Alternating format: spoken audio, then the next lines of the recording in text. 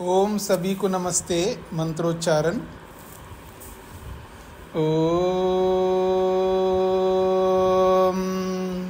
सहना भवतु सहनौ भुनक्तु सह वीर्यं करवावहै तेजस्विनावधीतमस्तु मा विद्विषावहै।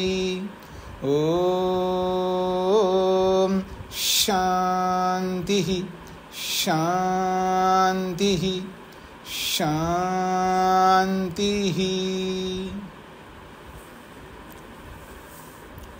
शतपथ ब्राह्मण की कक्षा संख्या 100 है।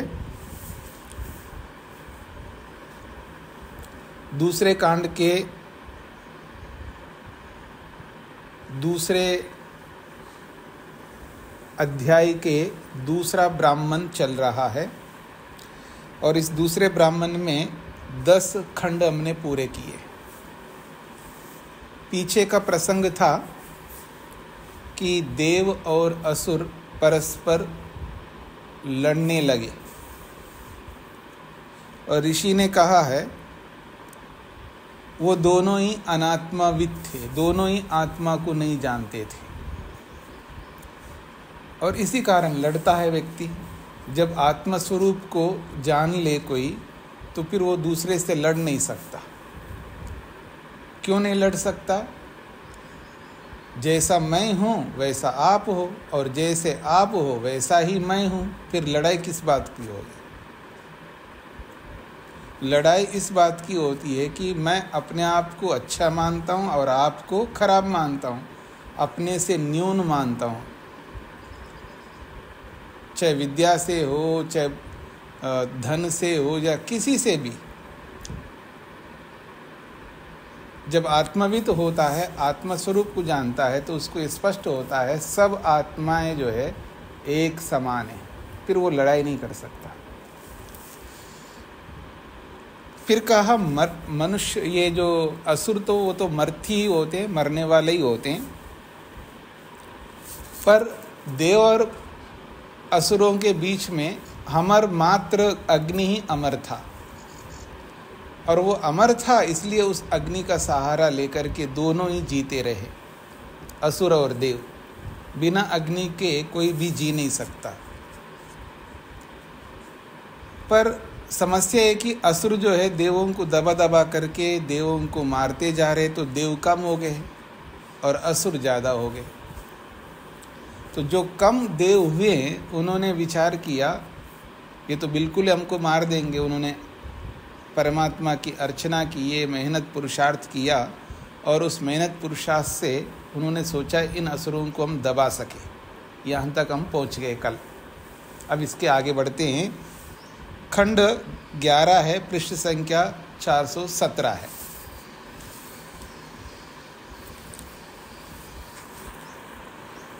तो जब देवों ने विचार किया कि इन असुरों को दबा सके, हम दबा देते हैं, तो ते ह ऊचु उभयेषु वै नो अयम अग्नि। उन असुरों ने आपस में विचार किया, उभयेषु वै नो अयम अग्नि, अरे हम दोनों के पास अग्नि है। जब दोनों के पास अग्नि है तो तुम हमको क्यों दबाना चाहते हो?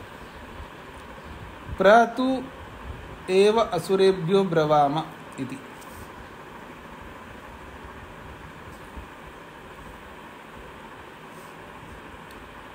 तो कहा है निश्चित रूप से असुरेभ्यः ब्रवाम, हम असुरों से कहते हैं, अर्थात हम दोनों के पास अग्नि है, तो तुम हमको क्यों दबा रहे हो, हमको क्यों समाप्त कर रहे हो? ऐसा देवों ने कहा। तेह ऊचु 12वां खंड। आ वै वयम अग्नि धास्यामहे अथ यूयम किम करिष्यथा इति।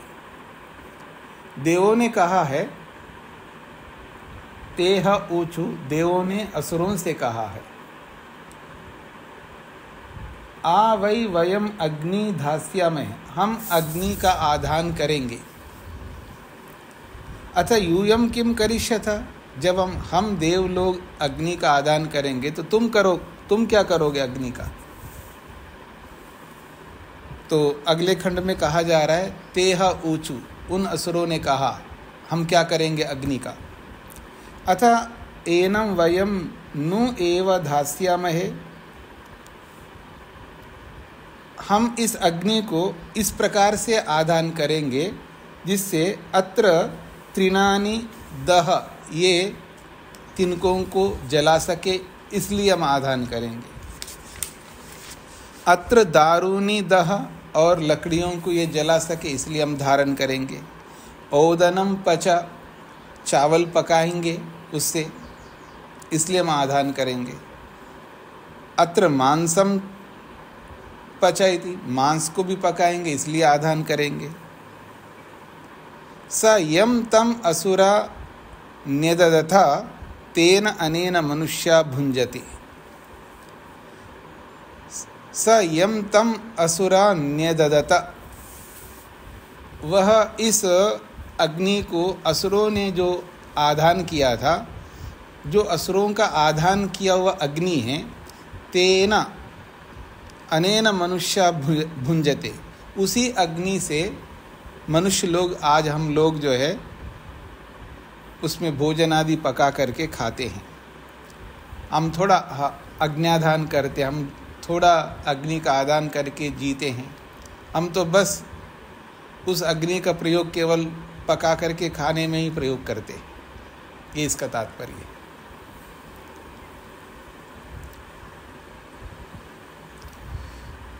आगे बढ़ रहा हूँ जी, 14वां खंड।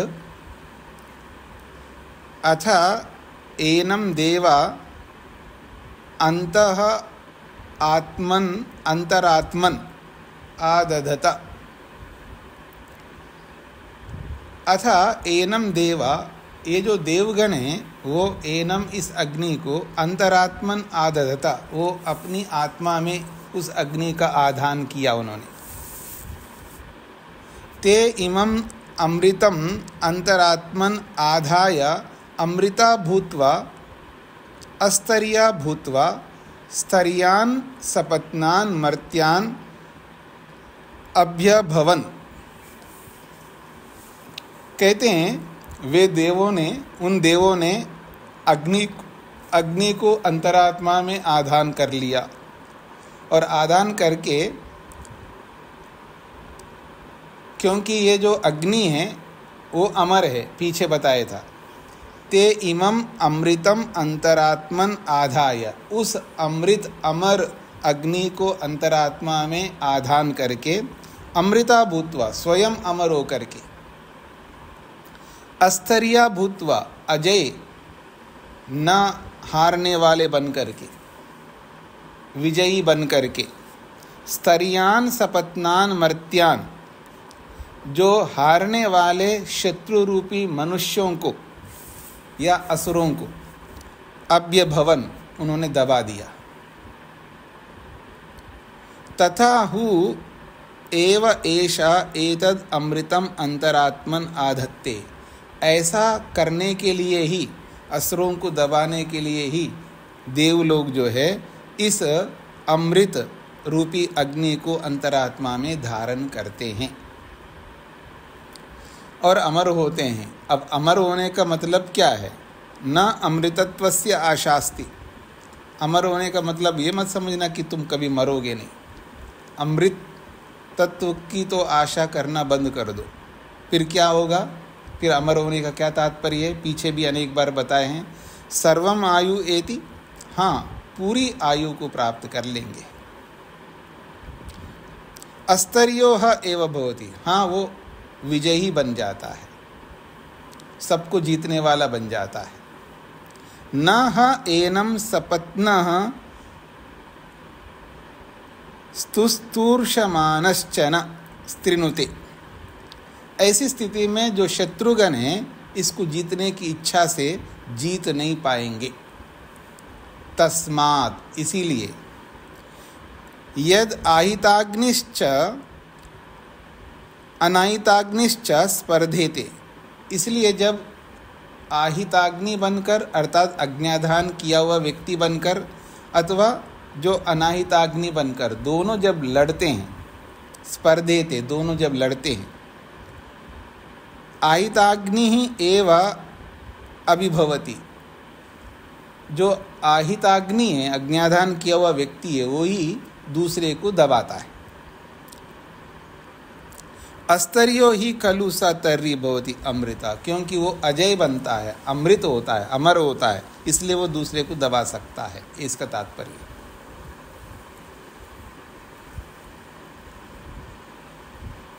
हाँ जी, स्पष्ट हो गए ना सभी को। आगे 15वां खंड है।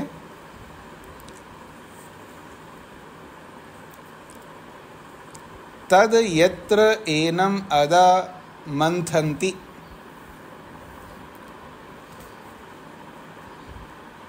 तद यत्र एनम अदा, तो एनम इस अग्नि को, अदह यहाँ पर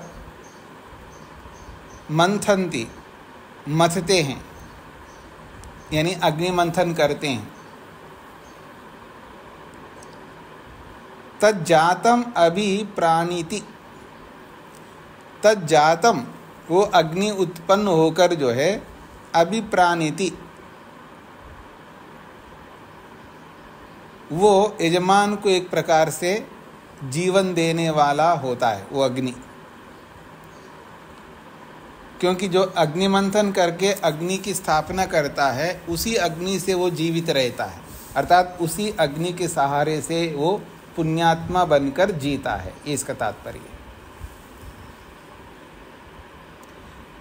कह रहे हैं प्राणो व अग्नि, ये जो अग्नि मंथन से अग्नि को उत्पन्न करते हैं, ये अग्नि साधारण अग्नि नहीं, ये प्राण स्वरूप है, अर्थात यजमान को प्राण देने वाला है।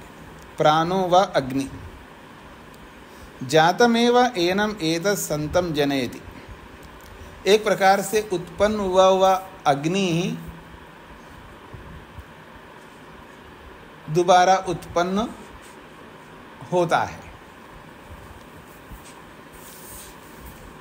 उत्पन्न हुआ अग्नि दोबारा उत्पन्न होता है का मतलब ये है कि अग्नि जो है उत्पन्न हुआ है पहले से, केवल हम उसको उत्पन्न करते हैं, अर्थात उसको प्रकट मात्र करते हैं, इसका ये तात्पर्य। स पुनः अपानिति, स पुनः अपानिति, वो यजमान के लिए अपानिति एक प्रकार से प्राण को वापस दोबारा यजमान के अंदर पहुंचा देता है। वो दोबारा उत्पन्न हुआ जो अग्नि है, स व अग्नि पुनः अपानिति, वापस यजमान के प्राणों को अंदर लेने वाला होता है, अर्थात यजमान को सांस देने वाला होता है एक प्रकार से। तद एनम अंतरात्मन आधत्ते, इसलिए उस अग्नि को यजमान जो है अपनी आत्मा के अंदर स्थापित करता है, ताकि उसको प्राण देता रहे वो। सो अस्य एषो अंतरात्मन अग्नि आहितो भवति, इस प्रकार से वह अग्नि इस यजमान के आत्मा के अंदर विराजमान होता है, इसका तात्पर्य।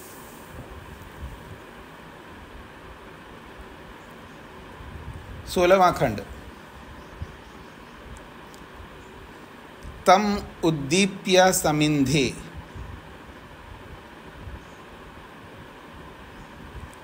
तम उद्दीप्य समिंधे, उस अग्नि को उद्दीप्त करके प्रज्वलित करता है, अर्थात उसको जला करके प्रज्वलित करता है। इह यक्षे इह सुकृतम करिष्यामि इति, इह यक्षे, मैं इस अग्नि से यज्ञ करूँगा। इह सुकृतम करिष्यामि, मैं इसी जन्म में सुकृत को करूँगा, अर्थात शुभ कर्म करूँगा, पुण्य कर्म करूँगा। इति एव एनम एतत् समिंदे, ऐसा मान करके ही उस अग्नि को प्रदीप्त करता है। यो अस्य एषो अंतरात्मन अग्नि आहितो भवति, इसीलिए उस यजमान के अंतरात्मा में वो अग्नि विराजमान होता है।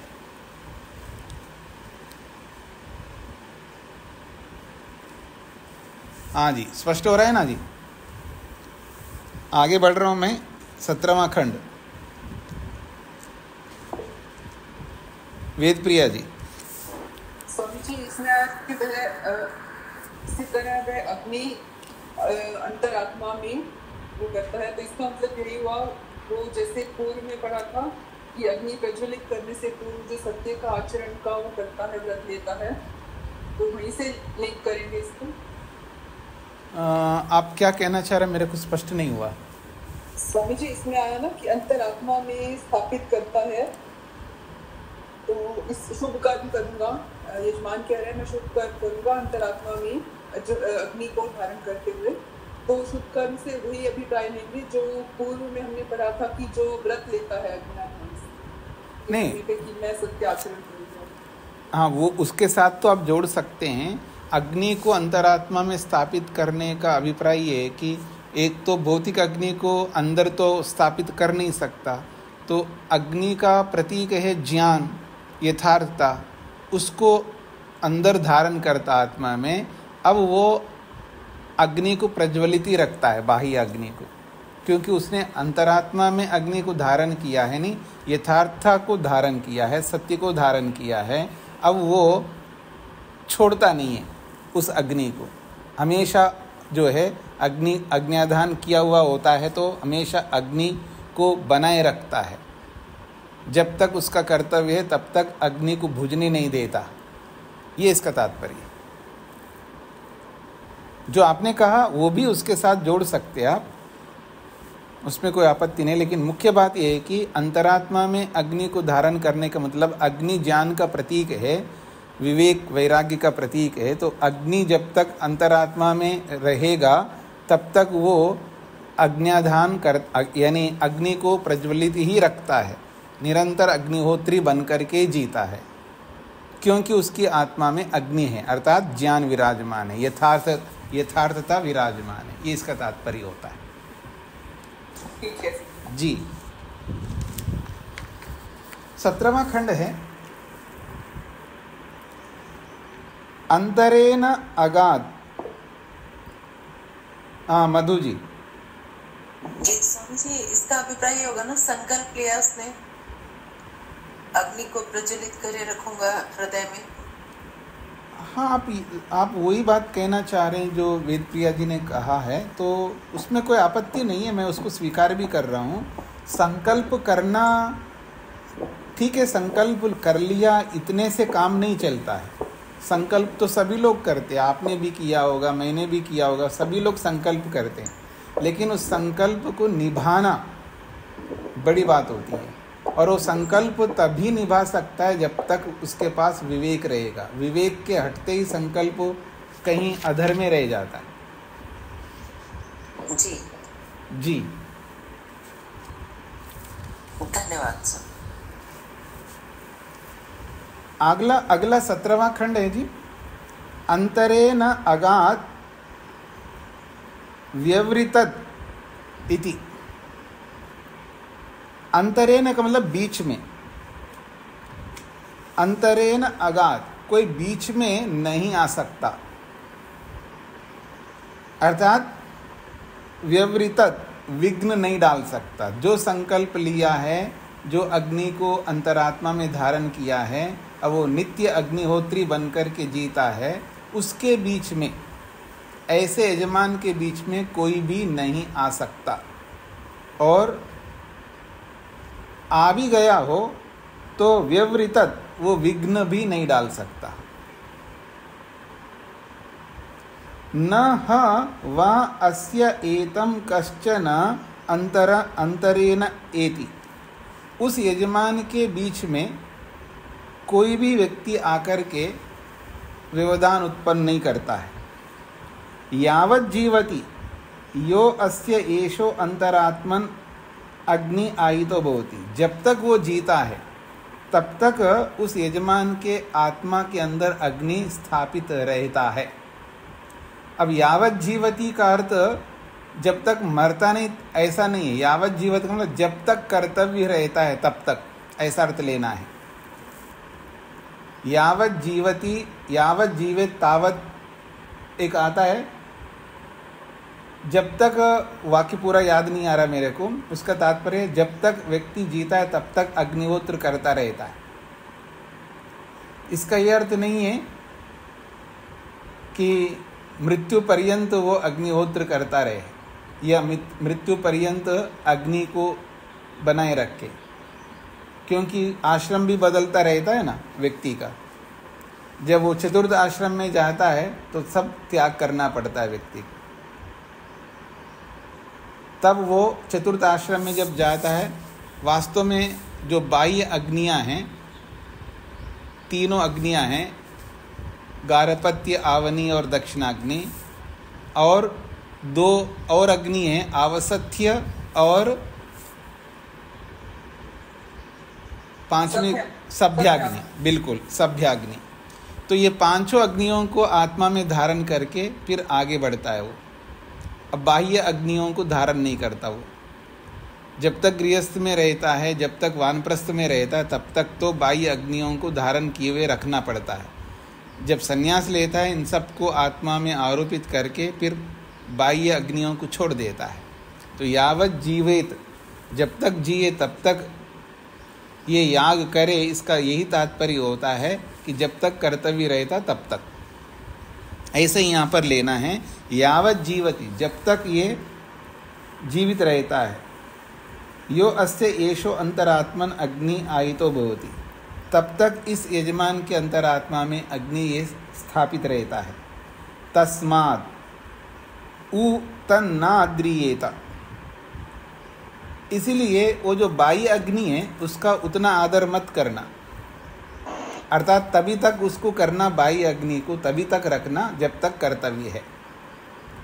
यद अनुगच्छेत नह व अस्य एषो अनुगच्छति, यद अनुगच्छेत, यदि उसके बीच में कोई भी आता है, नह व अस्य एषो अनुगच्छति, वो उसके पीछे नहीं जाता है, अर्थात कोई व्यवधान भी आता है तो उस व्यवधान के पीछे वो नहीं जाता। ऐसा भी आप इसको मान सकते हैं।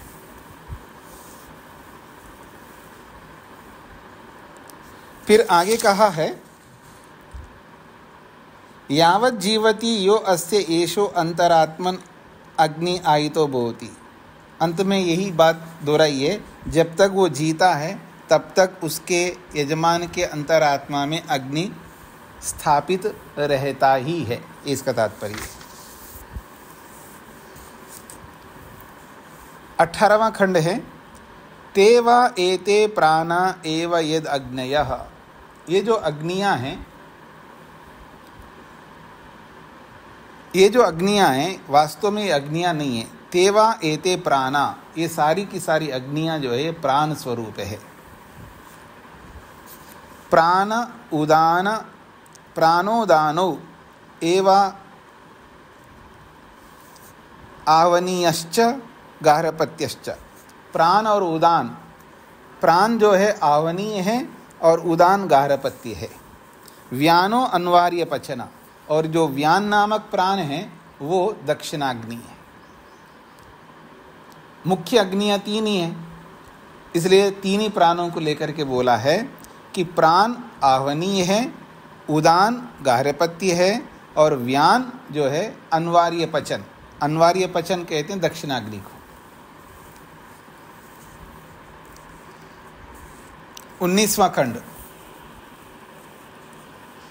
तस्य वा एतस्य अज्ञाधेयस्य सत्यमेव उपचारः। तस्य वा एतस्य अज्ञाधेयस्य, उस इस यजमान का, कैसा यजमान? अज्ञाधेयस्य, जो अग्नि का आधान किया हुआ यजमान है, उस यजमान का सत्यमेव उपचारः, वो सत्य पर ही जीता है, अर्थात सत्य आचरण में ही उसको रहना चाहिए। स यह सत्यम वदति, स यह सत्यम वदति, जब वो यजमान सत्य बोलता है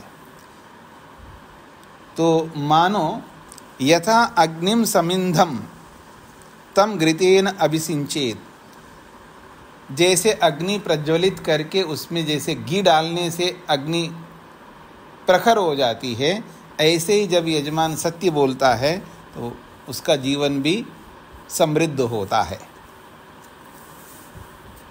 एवं हा एनम स उद्दीपयति, वैसा ही जैसे प्रदीप्त हुए अग्नि में यदि घी का सेचन करता है, एवं इसी प्रकार से हा एनम स उद्दीपयति, इस यजमान को वो अग्नि जो है उद्दीपयति, समृद्ध करता है। तस्य भूयो भूय एव तेजो भवति, उस यजमान का अधिक से अधिक तेज प्रखर होता जाता है। श्व श्व श्रेयान भवति, और आगे आगे भविष्य में वो श्रेष्ठतर श्रेष्ठतम बनता जाएगा। अथ यो अनृतम वदति, और जो कोई व्यक्ति जीवन में झूठ बोलता रहता है, यथा अग्निम समिद्धम तम उदकेन अभिसिंचेत, यदि अग्नि प्रज्वलित हो रही हो और उसमें पानी डाल दो तो क्या होगा? बुझ जाएगी, अग्नि बुझ जाएगा।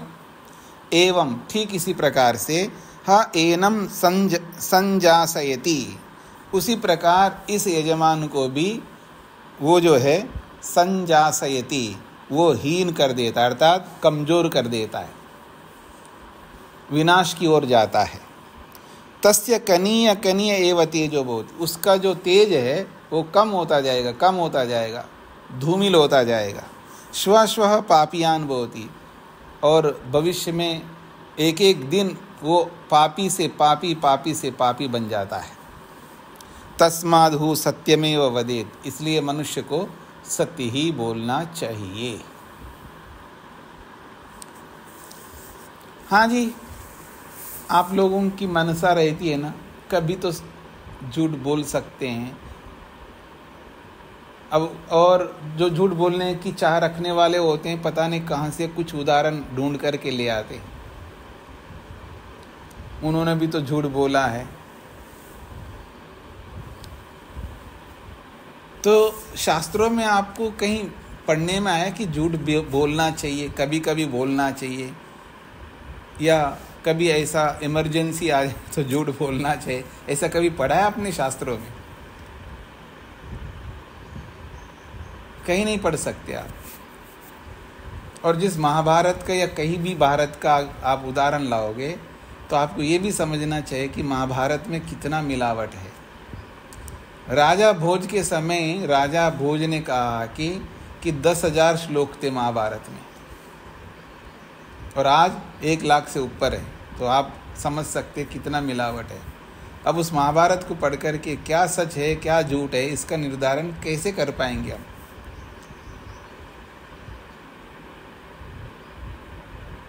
आप कभी किसी का उद्धरण दो तो उसका उद्धरण दो जो निष्पाप हो। महाभारत तो पाप युक्त है, मतलब कितना मिलावट है, उसका उदाहरण दे करके आप क्या सिद्ध करना चाहते हैं? हाँ जी, आगे बढ़ रहा हूँ जी मैं। इस ब्राह्मण का अंतिम खंड 20वां। तद उ हा अपि अरुणम औपवेशिम ज्ञातयः ऊचुः। तो कहते हैं तद हु हा अपि अरुणम,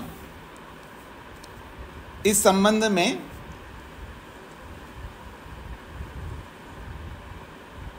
एक अरुण नामक व्यक्ति जो औपवेशी, उपवेश का पुत्र था। औपवेशी का मतलब है उपवेश का पुत्र अरुण। उस अरुण से ज्ञातया ऊचु, उसके संबंधी लोग, उससे उसके निकट के उसके संबंधी लोगों ने ऊचु कहा। क्या कहा? स्थविरो वा अस्य अग्नि आधस्व इति। अरे तुम तो स्थविर हो गए, तुम तो बूढ़ा हो गया, अभी तो अग्नि का आधान करो। कब अग्नि का आधान करोगे? तुम तो बूढ़ा हो गया। सह उवाच, तो फिर उस अरुण ने कहा क्या? ते मा एतद् ब्रूथा वाचं यमः, ते मा एतद् ब्रूथा, वो जो उसके जाति के लोग हैं ये बोलते रहेंगे ऐसे ही, तो वाचं यम एव एधि, तुम अपनी वाणी पर संयम करो। वो बोलते हैं तो बोलने दो, आपको कोई जवाब देने की जरूरत नहीं है।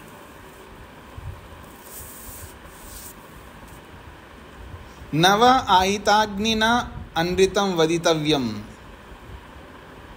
न वदन जातु न अनृतं वदेत तावत् सत्यमेव उपचार इति। कहते हैं नव आहिताग्निना अनृतं वदितव्यम, जो आहिताग्नि होता है जिसने अपनी आत्मा में अग्नि का आधान किया हो, वो अनृत, उसको झूठ बोलना शोभादायक नहीं होगा, इसलिए वो चुपचाप रहे। न वदन जातु न अनृतं वदेत, न वदन जातु, जब तुम्हारे पास उत्तर नहीं होता है तो चुप रहो, शांत रहो। न अनृतं वदेत, कुछ ना तो कुछ बोलना ही चाहिए। अब इतना बोला जा रहा है तो मेरे को भी तो कुछ बोलना चाहिए, उसको खुजली होती है मोटी भाषा में, फिर वो कुछ बोलता है वो झूठी हो जाता है। इसलिए अच्छा है शांत रहो, मौन रहो, जो सामने वाला जो समझता समझने दो। तो न अनृतं वदेत तावत् सत्यमेव उपचारयति, यदि बोलो तो सत्य ही बोलो, और नहीं है, नहीं बोलना है तो चुप रहो, पर झूठ ना बोलो, ये इसका तात्पर्य है।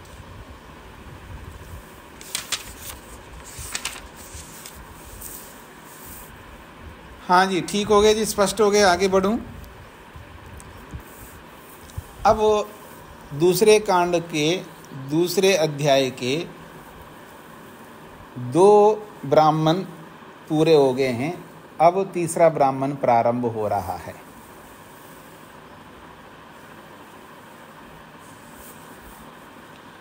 कहते हैं, और ये जो अध्याय है ये पुनराधेय को लेकर के, मतलब ये ब्राह्मण जो है पुनराधेय को लेकर के कहने वाला है।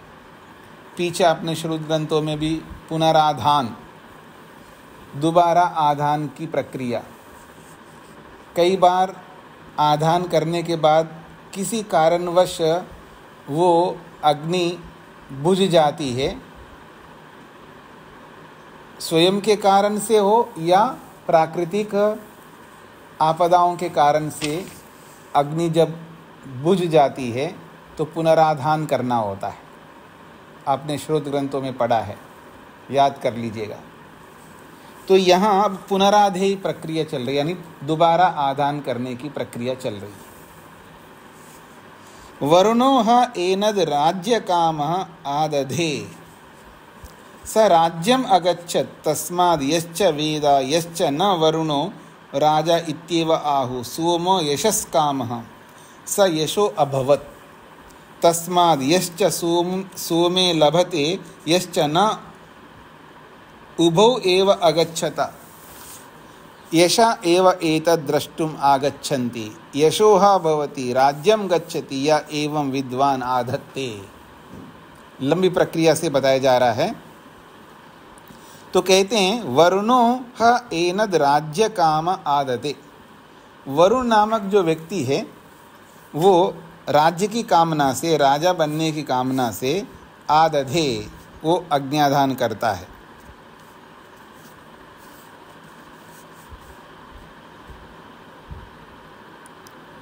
फिर कहते हैं स राज्यम अगच्छत, जब राज्य की कामना से अज्ञादान करता है तो राज्यम अगच्छत, वो राज्य को प्राप्त कर लेता है, राजा बन जाता है।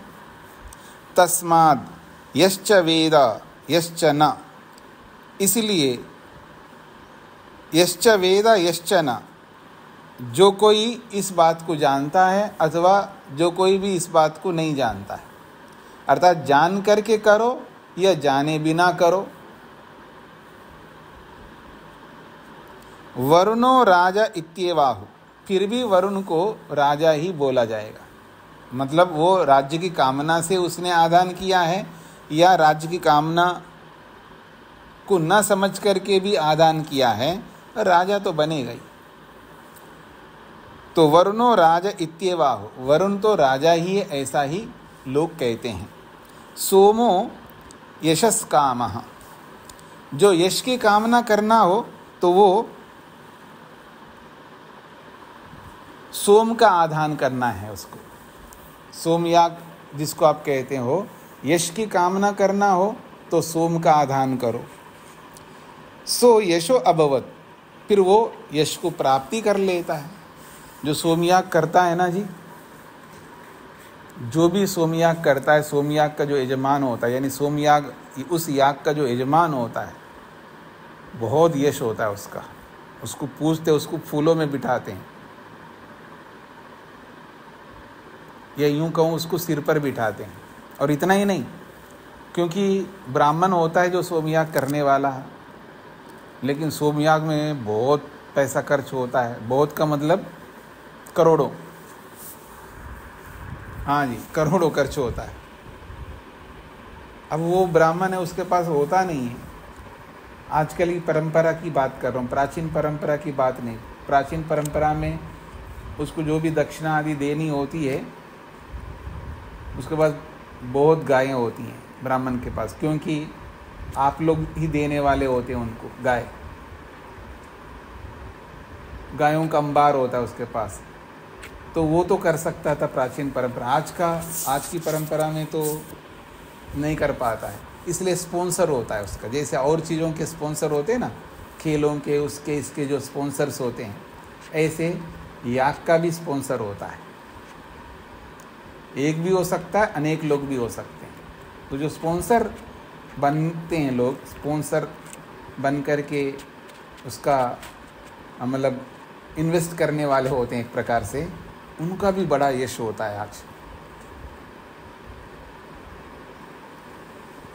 दोनों बातें हैं, याग करने वाला भी, उसका भी यश होता है, और उसको कराने वाला जो होता है इन्वेस्ट करके, जो मतलब स्पॉन्सर करते हैं जो लोग यजमान होते हैं, वो भी यजमान कहलाते हैं। दोनों का बड़ा यश होता है आज। तो कहा जा रहा है स यशो अभवत, वो यशस्वी बन जाता है।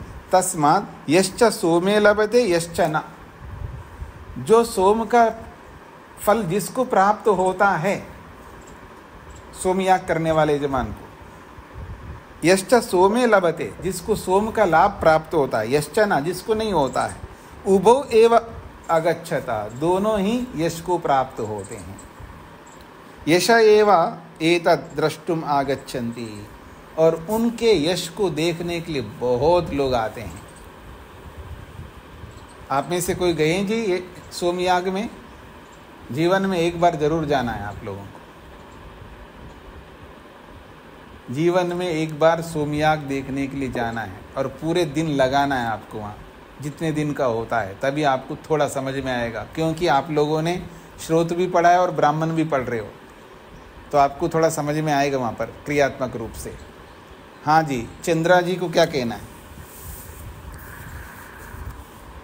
हाँ जी स्वामी जी, हमें तो पता नहीं, मतलब हमने देखा नहीं अभी तक तो, लेकिन कभी भी हो तो आप कृपया हमें बताएं, तो हम भी देखें। सब लोग शायद मेरे जैसे और भी होंगे जो चाहते होंगे कि हम भी सोमयज्ञ देखें। हाँ, तो 10 दिन देना पड़ेगा कम से कम, आने जाने को छोड़ करके देंगे। अच्छा, हाँ, नहीं दे सकते ना सर, मतलब जैसा समय अगर अनुकूल रहा तो बिल्कुल। फिर ये बात कैसे आ रही, समय अनुकूल रहा तो? और वहाँ सोमयाग हो रहा और आप ये कहेंगे कि आज समय अनुकूल नहीं, कि मैं तो नहीं जा सकती हूँ, ये क्या मतलब होगा? जी नहीं, कोई समय का तो पहले ध्यान रखना पड़ता है, क्योंकि हम ग्रस्त हैं पहले तो। जी जी, तो पहले परिवार को लेकर रखना रहता है। ठीक बात है, परिवार को देखना रहता है। नहीं ठीक बात है। प्रभुलाल जी कह रहे हैं, प्रभुलाल जी ने तो देखा है। हाँ जी जी, मैं केरल में गया था स्वामी, नमस्ते स्वामी जी। हाँ जी, हाँ जी, मैं मुनि जी के साथ गया था केरल में। हाँ जी, हाँ जी, मेरे को पता है, इसलिए मैंने पहले बोल दिया। उस वक्त 1916 में, 2016 में। जी जी जी, ठीक बात है, ठीक बात है। हाँ जी, मैं आगे बढ़ रहा हूँ जी। कहते हैं यश एव एतद् द्रष्टुम आगच्छन्ति। जब उनका यश हो रहा होता है, सोमयाग करने वाला जो भी यजमान होता है उसका बड़ा यश होता है, और कराने वाले का भी, अर्थात स्पॉन्सर का भी, दोनों का यश होता है। और उनको देखने के लिए बहुत लोग आते हैं, हजारों लोग आते हैं। हाँ जी, हजारों लोग, मतलब पूरा याग पूरा होने तक सब मिल कर के हजारों लोग हो जाते हैं। और मैं भी 10 दिन रह कर के मैं कर्नाटक में शायद गया था बहुत पहले, जब नया नया पढ़ा था मैं, तब की बात है।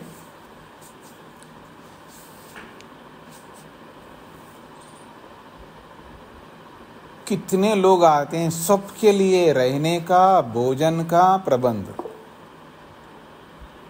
और जितने ऋत्विक गण होते हैं उन सब के लिए जो शास्त्रोक्त जितनी जितनी दक्षिणा होती उतनी दक्षिणा। उस समय जब मैं गया था, आज से यूँ समझ लीजिएगा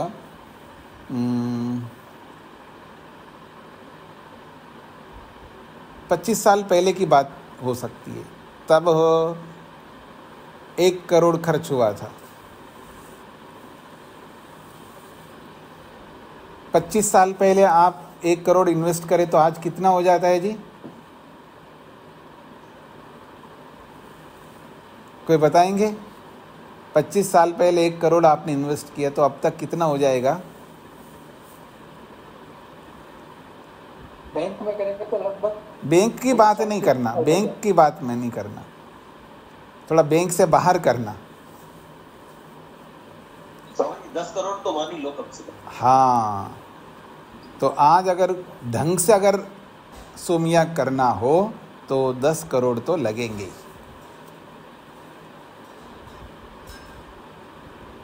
तो जब ऐसा कोई करेगा तो यश तो होना ही है ना, स्पॉन्सर का भी होगा और यजमान का भी होगा। यजमान हर कोई तो बन नहीं सकता, कम से कम एक वेद पढ़ा हुआ होना चाहिए, वो यजमान बनता सोमयाग का। एक वेद का मतलब एक वेद, एक ब्राह्मण, 6 अंग, 6 उपांग, ये सब पढ़ा हुआ होना चाहिए।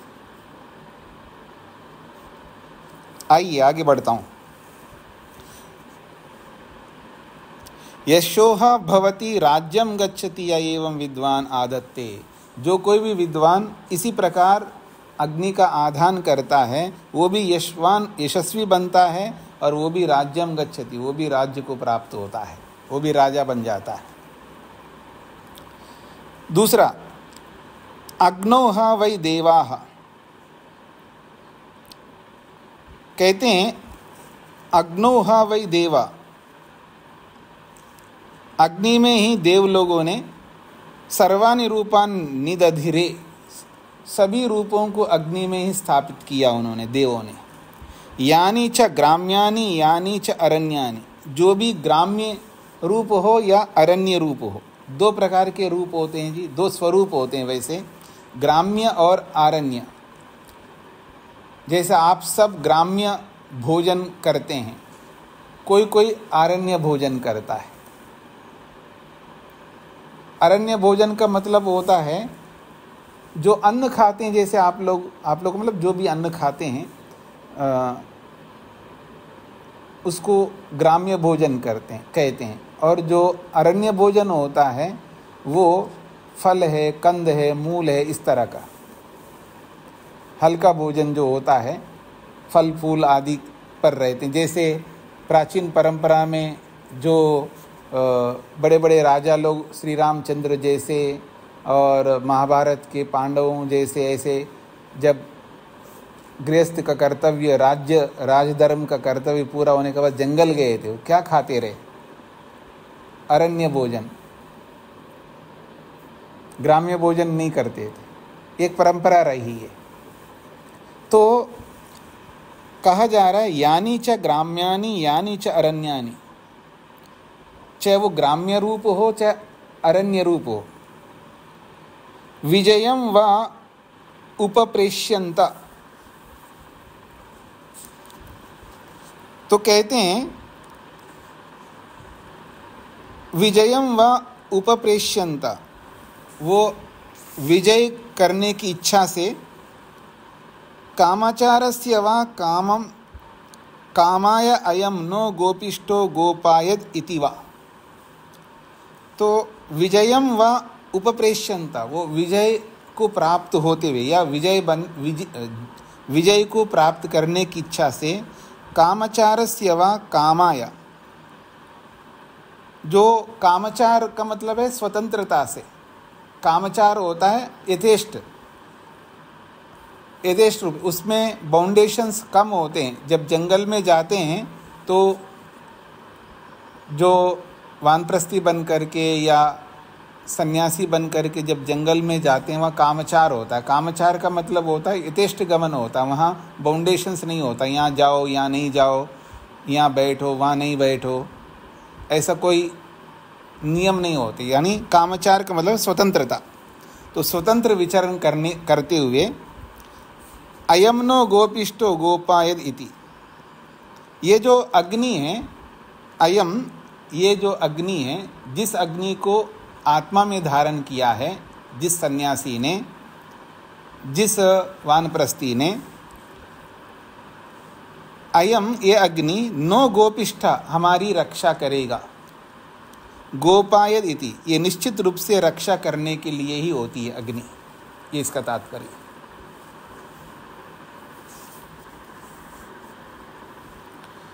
तानि उ ह अग्नि निचकमे, तानि उ ह अग्नि निचकमे। तो कहते हैं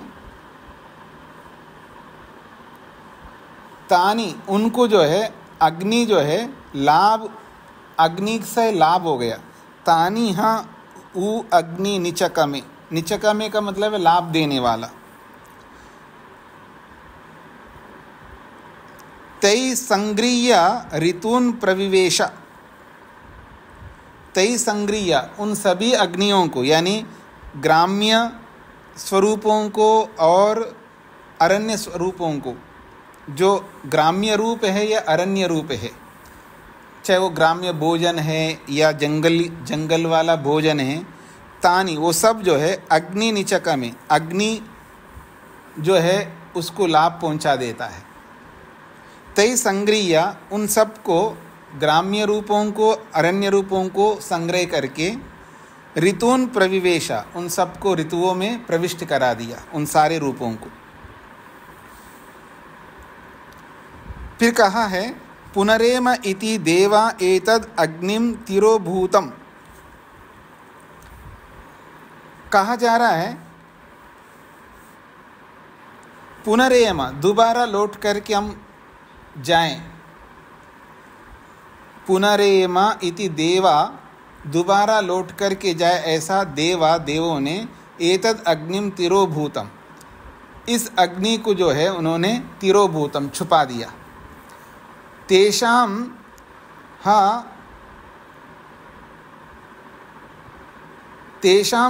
इयसा इव, तेषाम इयसा इव, इसको ऐसा करना चाहिए,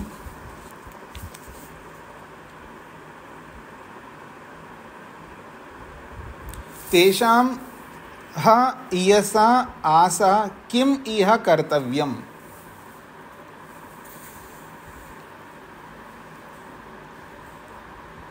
तो कहते हैं तेषाम उन सबको, जो ग्राम्य रूप है अरण्य रूप है, उनको इयसा आशा, मतलब वो एक प्रकार से दोबारा लौट के जाना है, तो इयसा का मतलब है वो एक प्रकार से निराशा हो गए।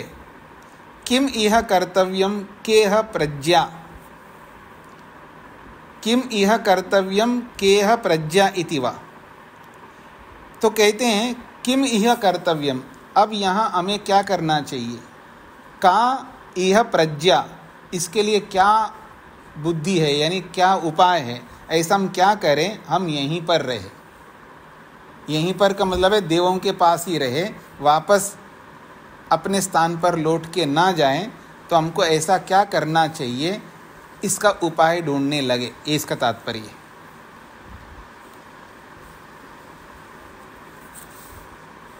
आगे कहा जा रहा है, तथा एतत् त्वष्टा पुनराधेयं ददर्श।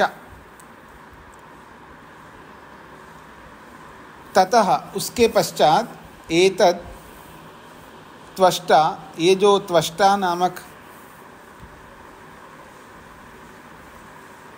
ऋषि है या यूं कहिए विद्वान है, पुनराधेयम ददर्शा, पुनराधेय को दोबारा आधान करने योग्य स्थिति को ददर्शा देखा है।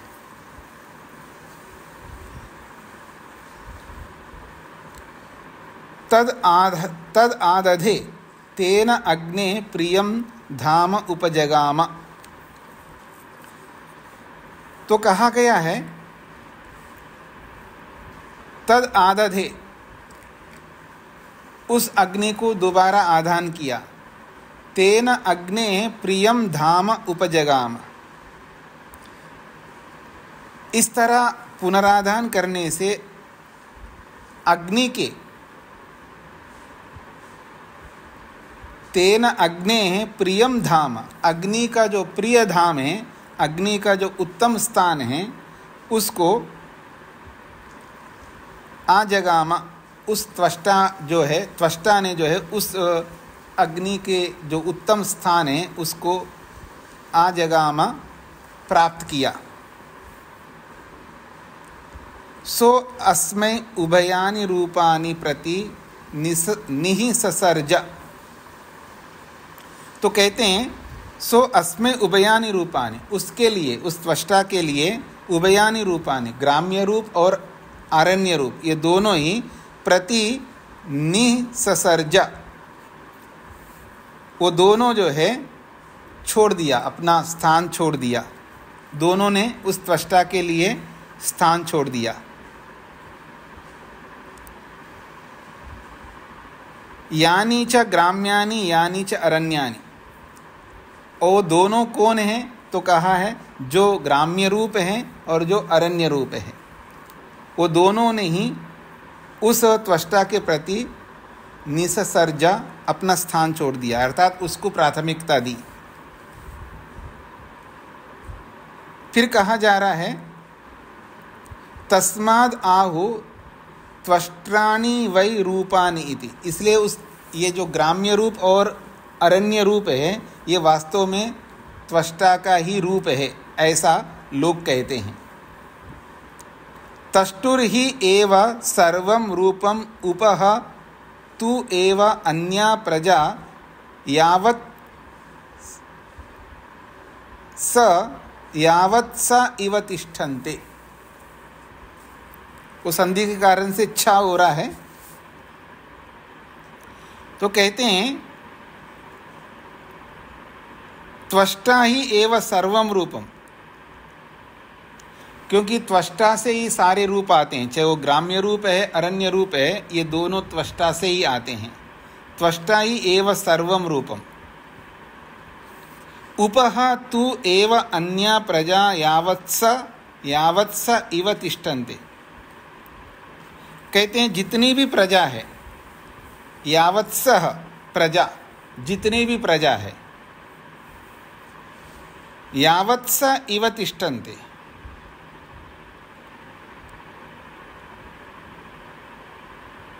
यानी जितनी प्रजा है उतनी प्रजा, उतनी दूसरी प्रजा वो भी उसी प्रकार रहती है जिस प्रकार त्वष्टा से इन रूपों को प्राप्त किया जाता है। थोड़ा इसको और थोड़ा समझना पड़ेगा, क्या कहना चाहते हैं। तो यहाँ त्वष्टा को, त्वष्टा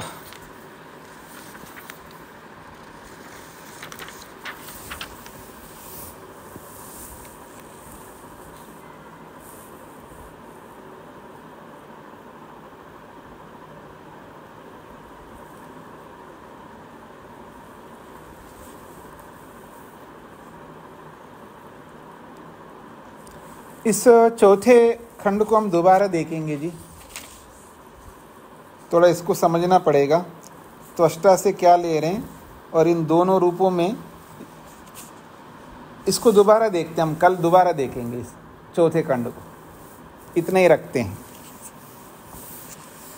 किसी कुछ कहना है?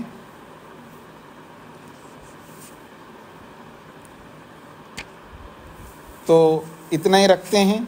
ओम शांति शांति शांति ही। सभी को नमस्ते।